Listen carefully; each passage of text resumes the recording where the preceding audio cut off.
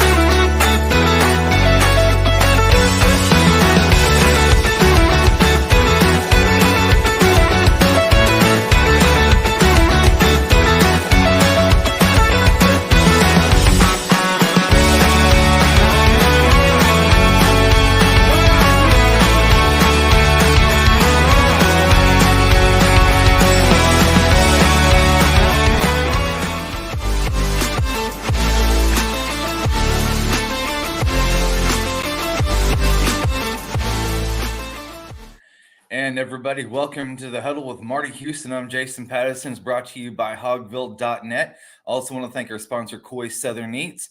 It's the gift giving season right now. They've got a lot of great products. Go over and check them out at their website at CoySouthernEats.com, also at Amazon.com and Walmart.com. Go and re-experience the magic of Coy's and come get you some. Marty, you're a little festive today.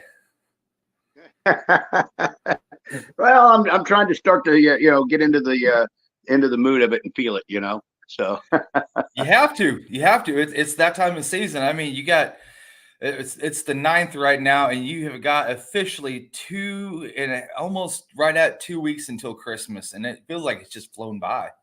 Yeah, no, I know it. I mean, officially it starts after Thanksgiving, and it's here before you know it. So. Yeah, that's why they're starting it at Halloween now, so everybody gets a better jump on it. Yeah, some of the retail stores definitely want to get a jump on it. If you look at Hobby Lobby, they have their Christmas trees up in October. It's crazy. Oh yeah, I know. It goes a little bit earlier and earlier all the time. So yeah. So we got quite a full slate on the Razorback schedule today. The Razorbacks play Oklahoma today over at the BOK Center in Tulsa. If I'm not mistaken, it's at 3:00 this afternoon, and then that's going to be followed up by the volleyball team going to be playing Nebraska, the number 1 team in that bracket, this evening at 5. Yeah, what a great story the volleyball team is. Their first ever Elite Eight with a chance to go to the Final Four. And beating a team, first of all, like Kentucky, to get there, a team that they had been 0-2 against this year, and then hadn't really beaten them since 2012, and then to pull that off in the NCAAs in the Sweet 16. Now with a chance to play Nebraska. You remember Nebraska at the beginning of the year? This is how big volleyball is. For Nebraska, they filled the football stadium there at Lincoln to start the season, and it had set the Guinness World Record for biggest volleyball attendance, or I think for any women's sport. They filled that up to have them play a volleyball game. So volleyball is a big deal. Nebraska's the number 1 overall seed, and it's just been a terrific run for the Arkansas volleyball team. I don't know if the expectations were there, but I think people are starting to get a little excited. And And the Arkansas-Oklahoma game is going to be pretty good too. Oklahoma Yeah. has really come on. They were unranked at the beginning of the season, and they had a great tournament in San Diego, where they pulled off some notable wins, and now they're ranked, unbeaten, and Arkansas playing them today there in Tulsa. So I hope they keep that series going on a neutral floor. I know that as they get into conference, they won't, but it would be nice if they could continue that. I know it's worked out for the people in Tulsa, and I'd like to see them continue that.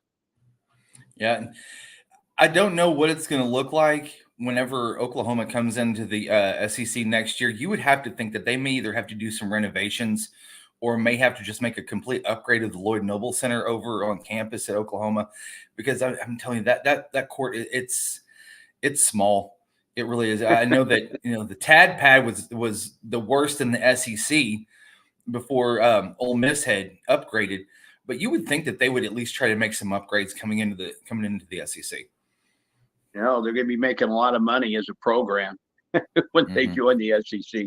That athletic budget's going to. I mean, not as bad now, but they're going to be making a lot of money. So and I think that there are some things that the conference looks at as well, and they kind of help that as well. So telling them that, hey, you need to do this or that, to your.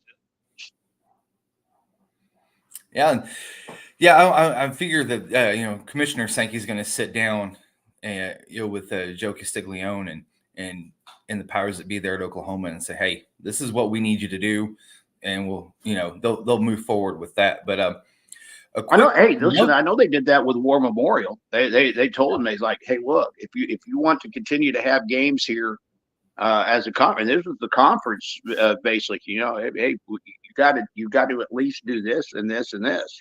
So you'd think that they'd have done that with the Simmons Bank Arena, with them finally getting TVs and a TV coverage into the Little Rock games that Arkansas goes down there and plays, because the last few years they haven't even had TV coverage. It's just been radio only. Yeah. Yeah. Yeah. But I do think that it's fun. I don't know what the crowd will be like today. I suspect it'll be pretty good. For Tulsa, and the BOK. I don't know that the fans enjoy that as much as they do. Going to Arlington, for the Texas A&M game, because I just see so many people that make their way down for that game, for the football game every year. But here it is, the Christmas season. I think it's good for the Tulsa economy. You got two teams that right here on border states, and a chance. And like I say, it lines up. Arkansas was a preseason, a top 15 team. Here is Oklahoma now into the top 20 now, as their program has gotten off to a good start. So I think this is a good matchup. Yeah, I think it's going to be too, with Oklahoma coming in undefeated. That really kind of puts, I wouldn't say it puts pressure on Arkansas, but this does present an opportunity for them to get a quad one win, which that stuff I have never understood. I get it, because it's kind of a floating metric with wins, losses as the season moves on. But looking at Duke, that was a quad two win. A top 10 team was a quad two win. So, to me, that just doesn't make any sense. And so I think that I would think, honestly, that you would want to shove that out eventually out of the decision-making process, because at the same time, you want to look at and see a team like Duke that does have a strong out-of-conference schedule that comes in as a top 10 team on the road. Arkansas takes that victory. You don't want that to count against them in any way, shape, or form, because, at the end of the season, Duke's going to be up there at the top. They will, and I suspect that all of these teams, even when you go back to the Memphis and North Carolina losses, these teams will all be in the NCAA tournament. I think Memphis will be there. I think Oklahoma is looking like they are a team that is going to be there. And I think regardless, these games will help you once you start getting into SEC play. You you've gone through. I mean, what is Tennessee or Kentucky going to throw at you that you haven't already seen from Duke and North Carolina? And I just think that this kind of schedule helps you kind of get, busted up a little bit. And I know a lot of coaches believe in that.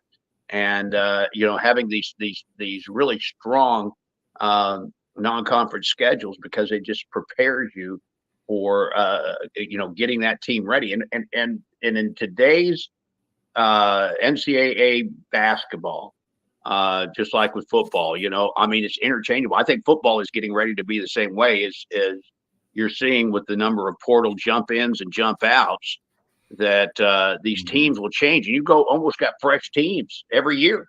You're coming in with a new set of guys. And so getting into these kind of games early on, I think that I believe just it does nothing but helps you out in getting ready for the brutal conference schedule that's ahead. And I feel like it's been like a slow tidal wave that started at the south end of the campus at baseball with Dave Van Horn, and him almost reloading almost a different team each year, other than a couple of different spots. And then it's moved its way over to basketball, and now it's starting to move its way over to the football stadium. And that, I think that's the slow process that you're seeing across the entire nation right now. Yeah, it is. And I think it's jumping out at me more this year, watching, Arkansas's got 10 guys, I think 10, 11 guys that have jumped into the transfer portal. I don't know if that's the accurate number or not, but it's around that. Yeah, it's right around there. Yeah, and they've got a big weekend this weekend with the number of guys that are coming in and visiting, some big, big transfer portal. That's getting to be as big a part of recruiting, the transfer portal, as anything, as the high school guys. And it used to be you would wait for these guys to kind of gel together and wait for that senior year, when they played through their senior year, and see what you had, and you had that experienced seasoned team by the time that they got to their senior year. You don't have that anymore. You don't even have that luxury. And I think that definitely Sam Pittman does not have that kind of luxury now. So they need some guys that are ready to go, ready to play. Bobby Petrino, I know, is looking for the guys that are ready to plug in. So it'll be interesting. See what comes out of this weekend. Do they get any commitments out of it? Yeah, I noticed that Otis had put out the list of people that Arkansas was targeting on offense and defense. One of the things that I noticed the most was that Bobby's not targeting big physical wide receivers. Every guy that he's looked at so far that they've offered is either 5'10", 5'11", maybe 6 foot, right around that 180 to 200 pound range. That he's looking for just sheer speed with guys that can just latch onto the ball really, really well. And he's not looking for some guys to be able to go and out physical a DB. He's wanting them to outrun him now. Yeah, and again, you look at that was the kind of guys that he had at Arkansas before, the Jarius Wrights, the Joe Adams. I don't know if a guy like Isaac Tesla fits into that, but he seems like that he might be a guy that he looks at that's currently on the team. But and it's a little bit of a departure of what they've had.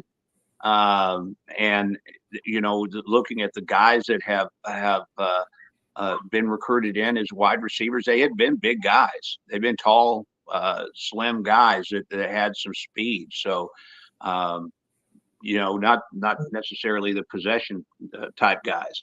So I don't know. I can say it'll be interesting. See what I'm also interested still interested in what they're going to pull in for the offensive line. I don't see as many of those guys that are coming in on the visits, and that's a concern of mine. So I'd like to see what else they're going to do there. Yeah, and Sam's busy today too, because they got junior camp day there, also hosting all the official visits that are coming in through the portal. So I mean that whole staff is extremely busy today. Yeah.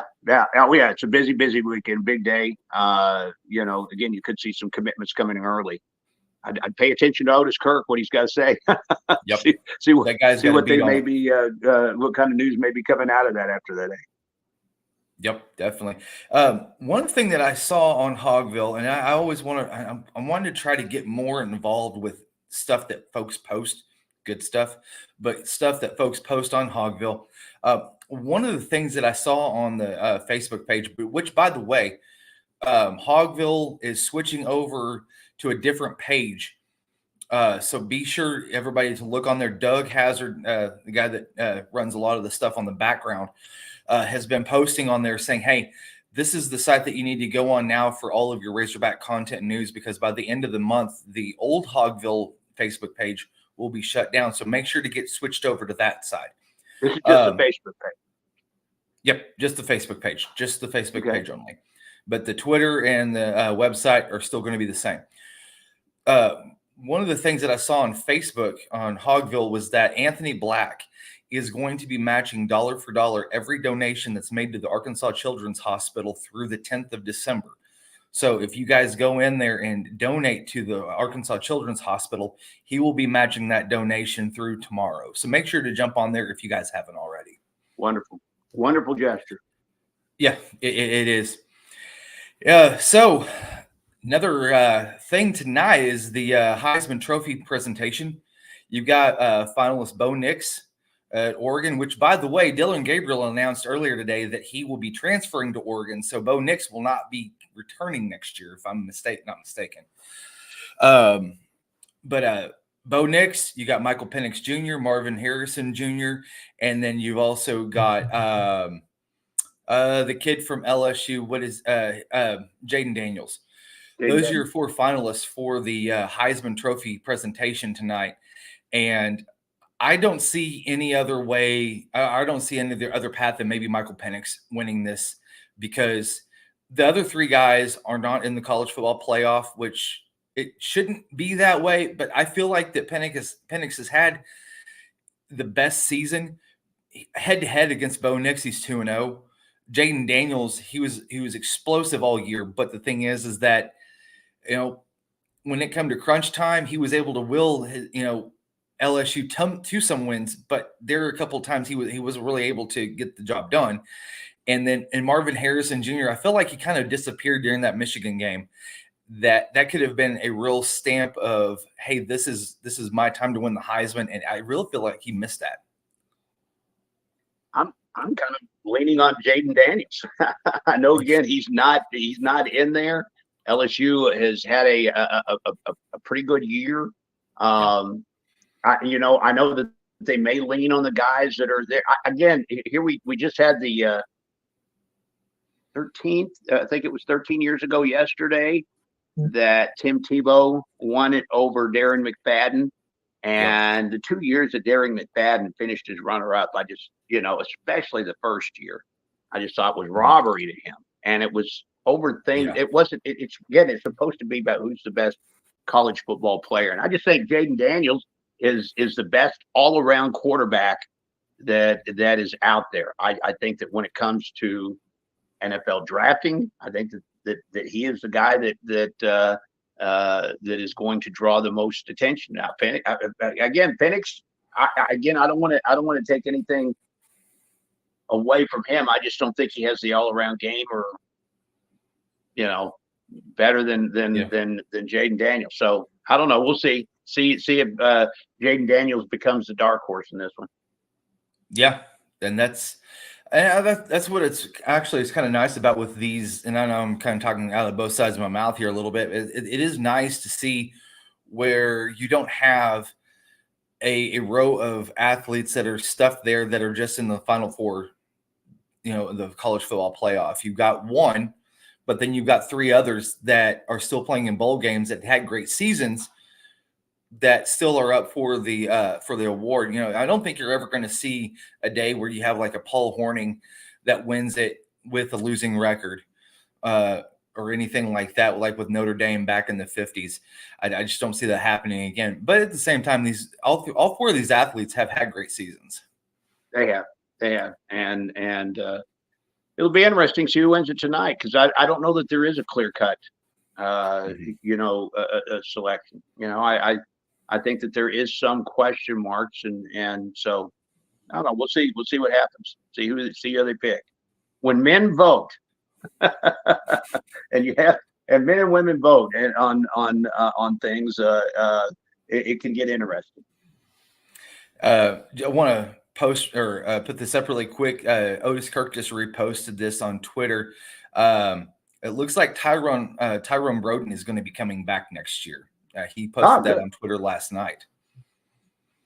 Okay, so good. You still got some speed there, or height. Absolutely. And again, over on the offensive side, Haas is a guy that should be back, and he will be interesting to see how he fares in this offense. That was a guy that was an emerging star when he broke his collarbone against Texas A&M, and I just think that you're going to continue to see him shine and could really excel in this offense.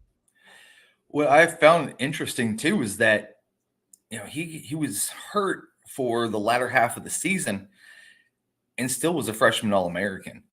That just tells you the level of competition that he had elevated himself to in the productivity at just a shortened season. Well, he had two huge games against LSU and BYU, just huge games, and he was off actually to a good start in the Texas A&M game. Made a big catch for a big gainer when he broke on the play that he broke the clavicle, just right there at the very start. So I'm excited to see what he's going to bring back next year when he's healthy. So going to turn the page really quick. You got the NBA In-Season Tournament final tonight. You've got the fight. I call them the Fighting Otis Kirks, aka the Los Angeles Lakers, taking on the Indiana Pacers tonight in Las Vegas to wrap that up. I'm going to tell you what, man, that's been actually kind of fun and a little bit of a break from just the monotony of an 82 game schedule. It is. It's a tweak to it, and the NBA is looking for some things like that. I know this because of working in the business. A lot of the games that they've got some games that are covered nationally, and it's not the same kind of deal that they have that the networks have with football and the NFL in particular. It's that in college football too.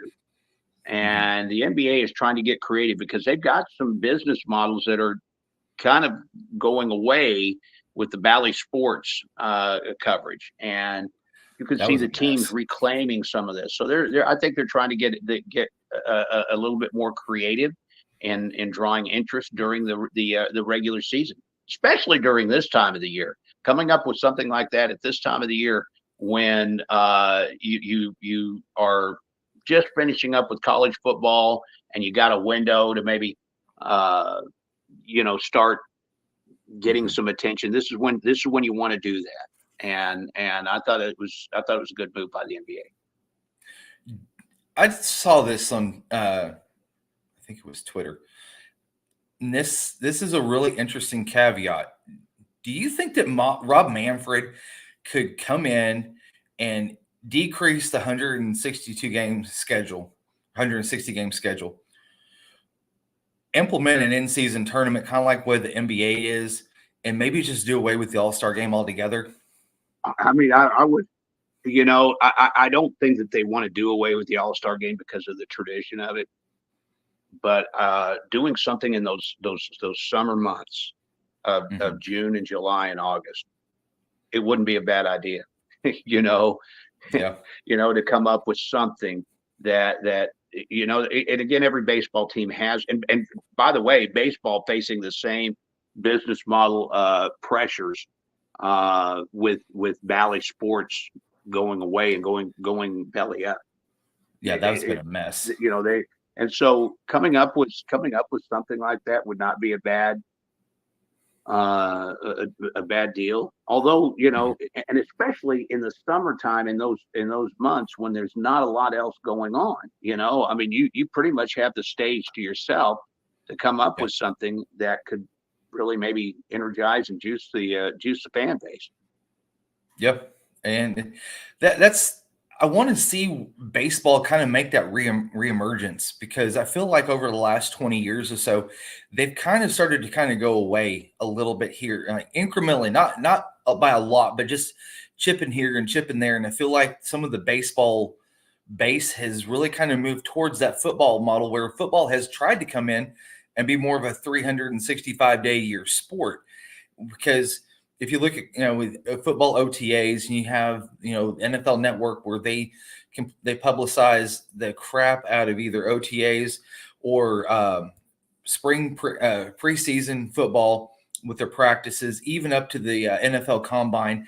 And then you also have SEC Media Days. You have fall practice. And I know those things aren't really something that's changed over the last, 20 years or so, 30 years. But the thing is that whenever they start to publicize that more and more, I feel like it kind of chips away at, maybe the baseball crowd. And it kind of takes away from that base a little bit. And I'd like to see that base start to, fill back up again. I would. I mean, they've tried to do some things that I think have started to work well with baseball by putting on the clock for the pitch, shorten the game, help speed up the games just a little bit. I think they're tweaking with some other things. Like you say, maybe experiment with an in-season tournament or something like that. That will help out. Certainly, they've also made some changes by adding the designated hitter, to both sides of Major League Baseball. So they've been slowly bringing some things around. I don't think that they are quite there yet, and especially when they are at center stage, in those hot months, that's when they really need it, and that's when it just seems like people are on vacations or whatever, and that's when they really need to get to get people's interest during those months, and what all that is, what else they continue to do. But I mean, trying some things like an in-season tournament might not be a bad deal. I think it would be kind of fun to see where they would do, say, for instance, a 2 or 3 week in-season tournament. And as those teams get knocked out, giving them a little bit of rest for a playoff push towards, maybe, say, do that after the All-Star game, maybe take a 2-week spot or a block where they, have that in-season tournament. Give some of these teams that get knocked out some rest, and then have that push through August, September, and into October. I feel like personally that might actually improve the product that's on the field versus, I know these guys are used to going in and day out and playing, through the dog days in the July, August, and first part of September. But I feel like you could also see where the competition might be increased a little bit if those players are a little bit fresher, a little bit, more on their game. Yeah, absolutely. Again, just some tweaks here and there that would help. I mean, maybe some other things around the All-Star. They've been trying some different things around the All-Star break that would help bring the fan base back. So, and baseball is becoming more and more such a melting pot of different cultures that are, athletes that are playing the sport, that I think that's helping as well. So yeah, and the World Baseball Classic, it's nice. You get to see all the cultures come together in their own respective countries that kind of have that melting pot. But it's only once every 4 years now, so yeah, you want to have something to kind of spice it up. On the years that maybe not.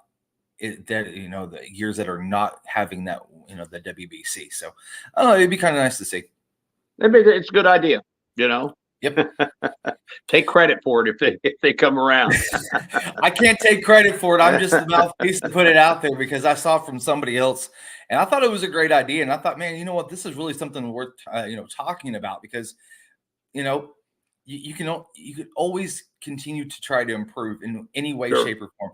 I even like the way that they have the MLB draft now at the stadium of the host for the the All-Star game. Like last year, whenever they had it at Seattle, Ken Griffey Jr. came out and announced the first player taken from the MLB draft. And that's a good point. Again, another thing. Baseball is trying some things. They are doing some things. Yeah. They moved that to the now. Dave Van Horn didn't like it. He didn't like it. Worth a darn. But moving it and having it around the All-Star break. Again, I don't know that it's good for college baseball, but it as far as getting people interested in watching the draft a little bit more.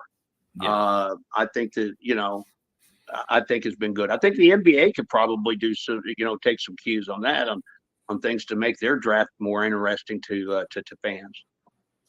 Yep. Well, Marty, I'm going to get you out of here, man. It's okay. I got to go down to Fayetteville. They're doing a Hooping on the Hill tournament.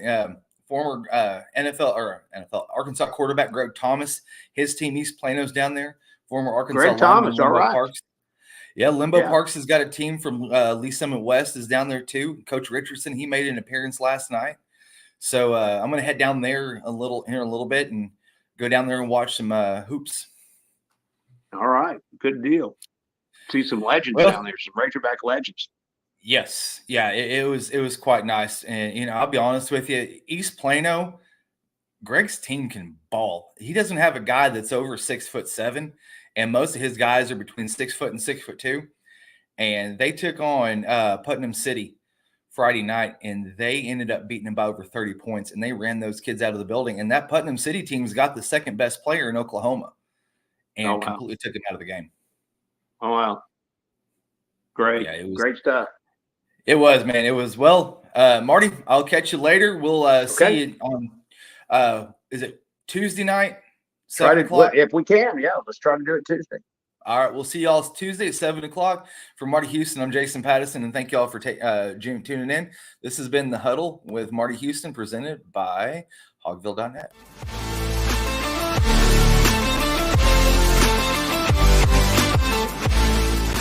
Tired of serving up the same old tasteless victuals to your family? Step up your grill game with new seasonings from Cloy's Southern Eats. Based off famous Southern recipes, our seasonings will add what's been missing to your family's feast. Add it to steak, chicken, shrimp, you name it. Serving up these fixings is going to make you the hero at home. So head on over to CloysSouthernEats.com and order yours today. Come get you some.